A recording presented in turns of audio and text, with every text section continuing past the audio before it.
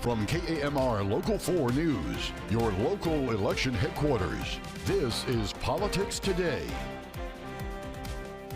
Millions of dollars in equipment and projects approved by the Amarillo City Council. We've got details on how it will make our city safer. And as Transformation Park celebrates their ribbon cutting this weekend, they still need the community's help to make their mission possible.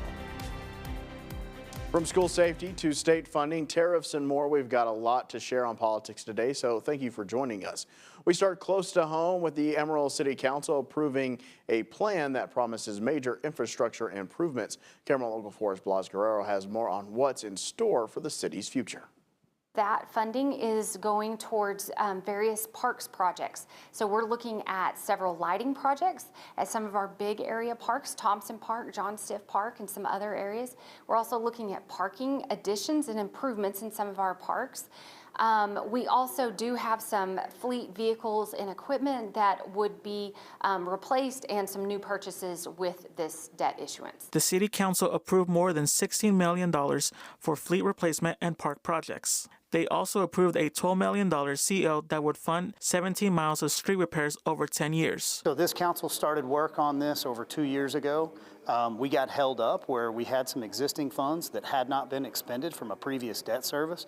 There's roughly $34 million that hadn't got paid out in 2019, 2020. And so because those monies were still sitting there, what you're seeing is Georgia and the major repairs that are going to be done to that replacement and improvement of Georgia South. These other monies will be in addition to that. Mayor Cole Stanley adds the goal is to improve the quality of life, and the council's approach is focused on sustainable long-term funding mechanisms, reallocating unspent funds from previous years to support these efforts. Those are items that we built into your existing budget this previous year, and so those monies will be expended based on, I'd say, the fiduciary role of this council working very well to identify existing waste in the previous year's budget that we reallocated so that we can get to more of those projects. No immediate tax increase is planned, but council members will discuss potential adjustments during summer budget workshops. And while council approved this $12 million CO, they do have to put the information in the newspaper twice for the community.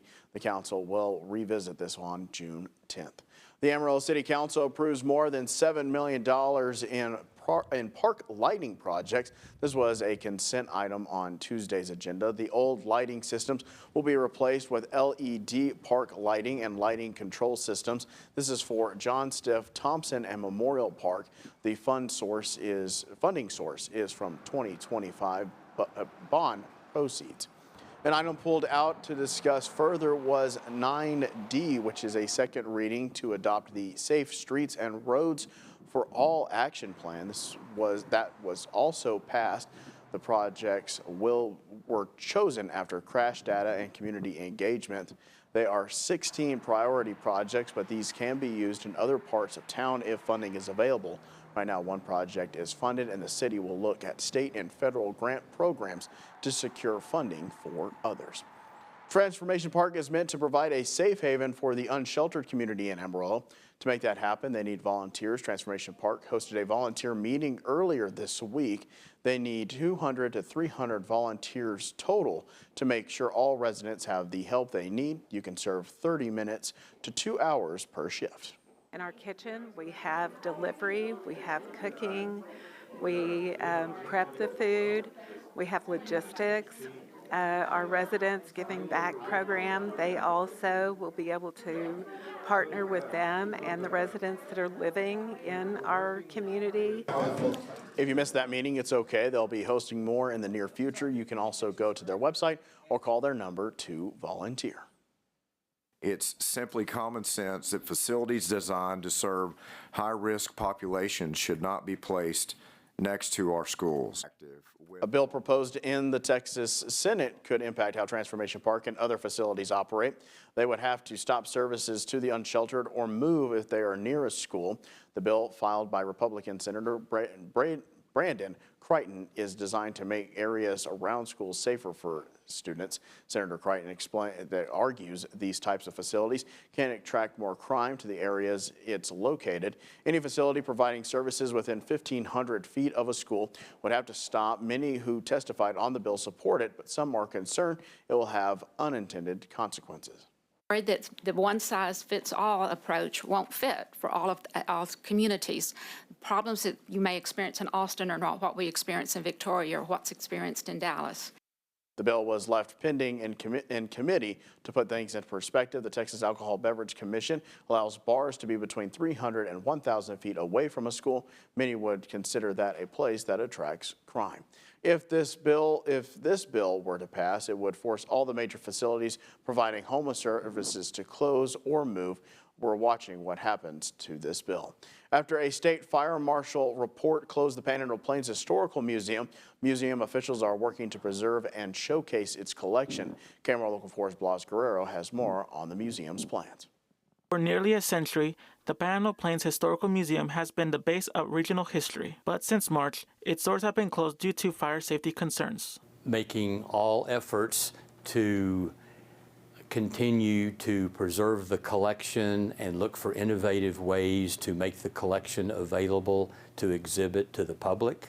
And my purpose here today, of course, is to reach out to the public for support and for concerns and for engagement in how we can do some of those things.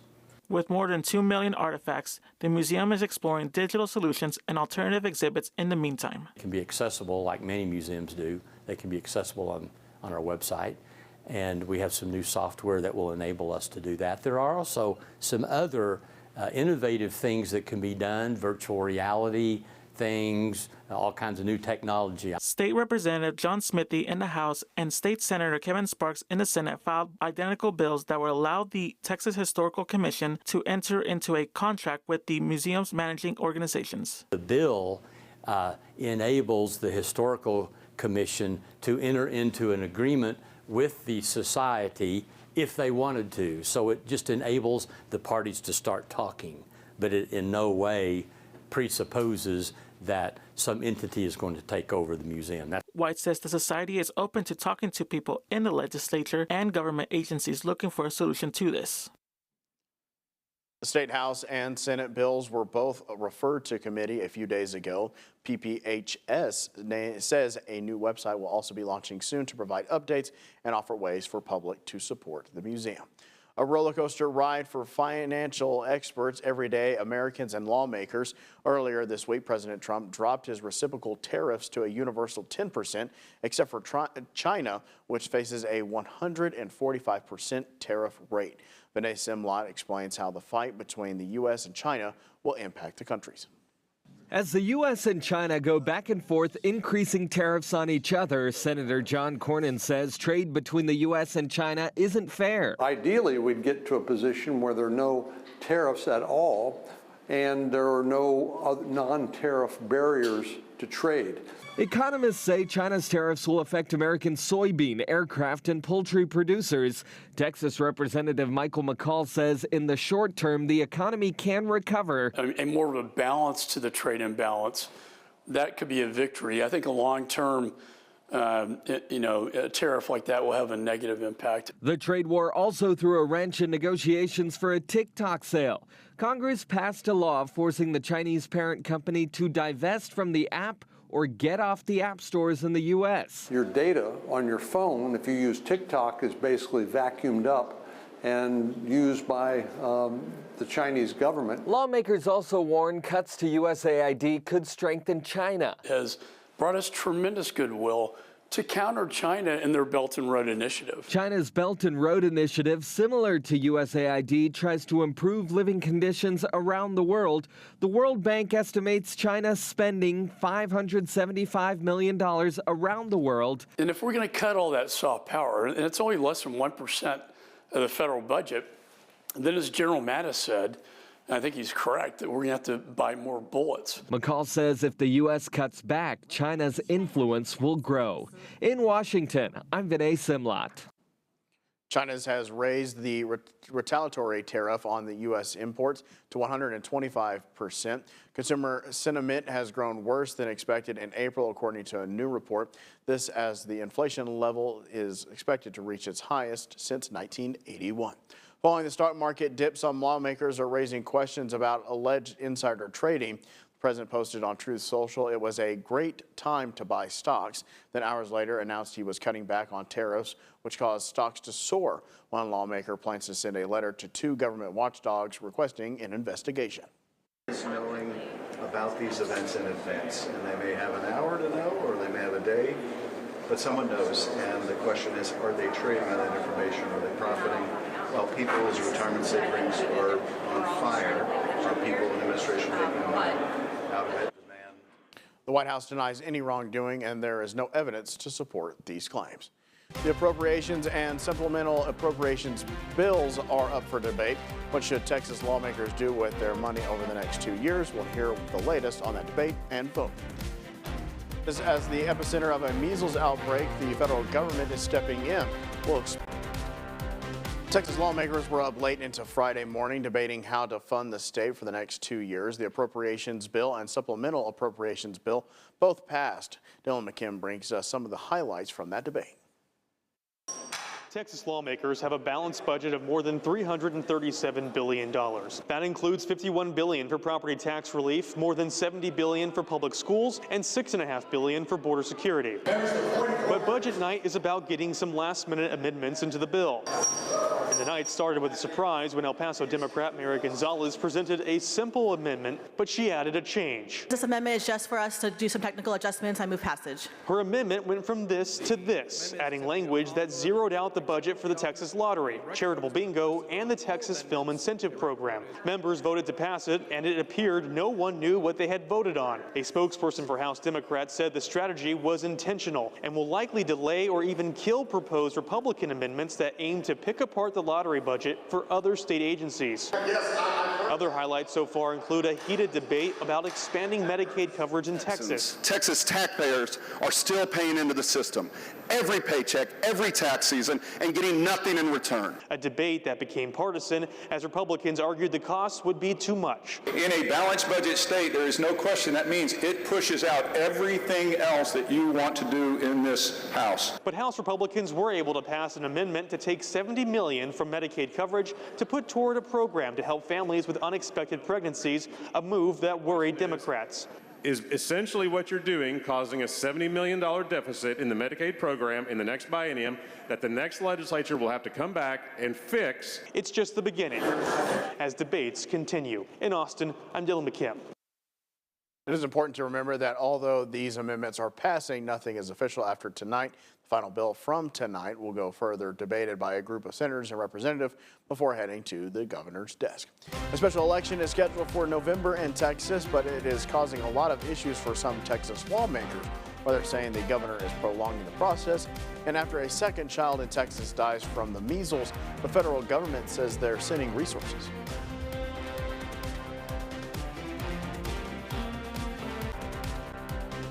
Texas now has 541 cases of the measles. That's up 36 from April 8th. There are no new reported cases in Dallam, Randall, or Hale County, but 56 of the 541 have been hospitalized and 2 children have died. The CDC is reporting that as of April 10th, the U.S. has 712 cases total. New Mexico is reporting 58 cases across the state. They've had 1 person who died and was later found with measles. And Oklahoma has 9 confirmed cases and 3 probable cases in their state. After the second child died recently, the Trump administration says it's surging resources to the state to help tackle the outbreak. But Democrats and at least 1 Republican are pushing for more aggressive action. RDC's Raquel Martin has that story.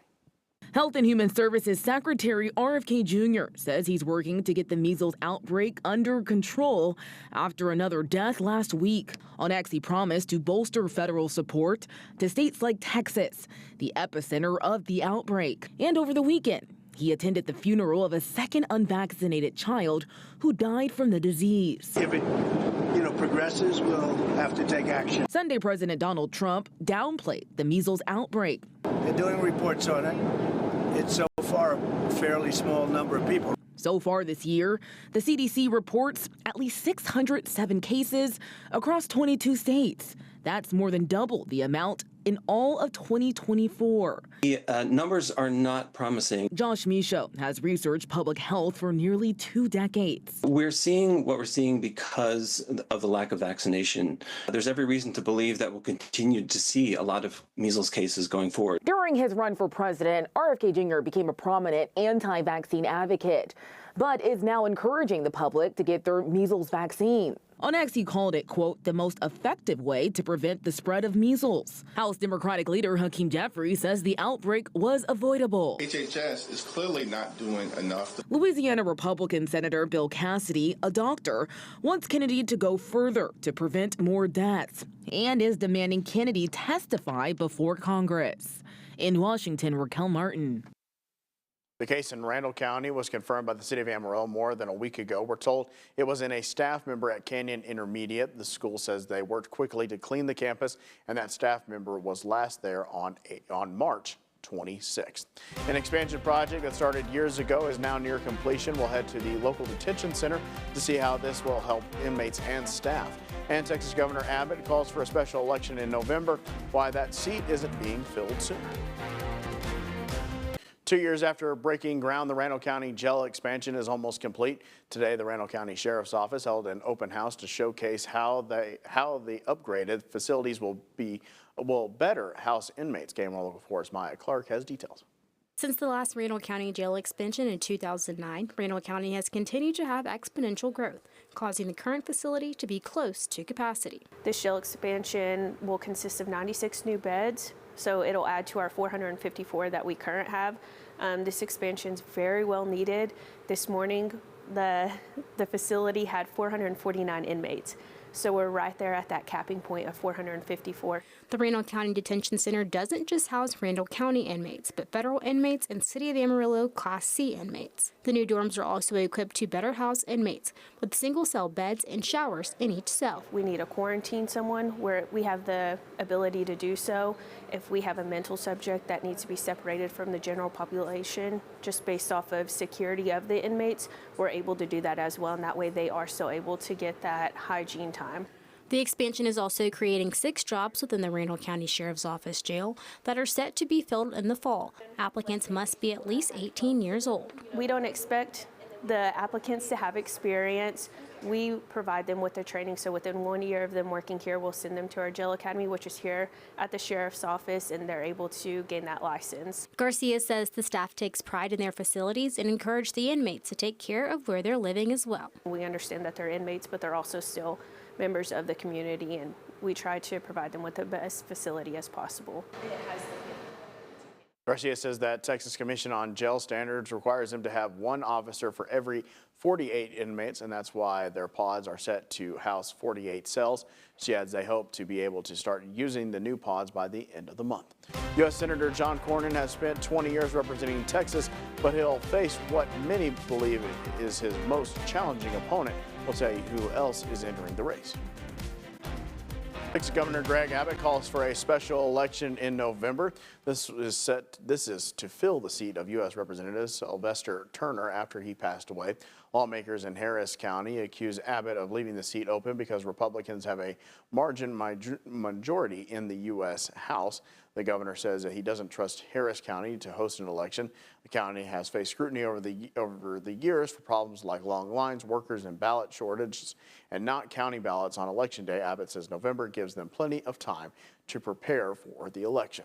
Texas Attorney General Ken Paxton says he's running for the U.S. Senate. He will likely face Senator John Cornyn in the primary.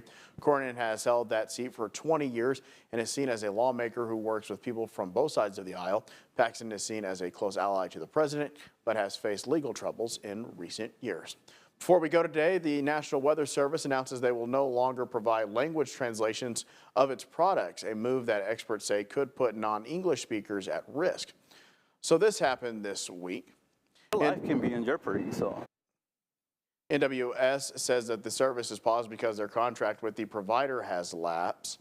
The program started providing translations of their products in 2023, but experts say as the Trump administration continues to make cuts, including the NWS, nothing has been done to continue this contract. Nearly 68 million people in the U.S. speak a language other than English. And you can like us on Facebook and stay up with the latest on political news with us this week. We have continuing coverage on myhighplains.com. Plus, you can check us out on Alexa, Instagram, and again, like us on Facebook. Thanks for joining us. This is Politics Today.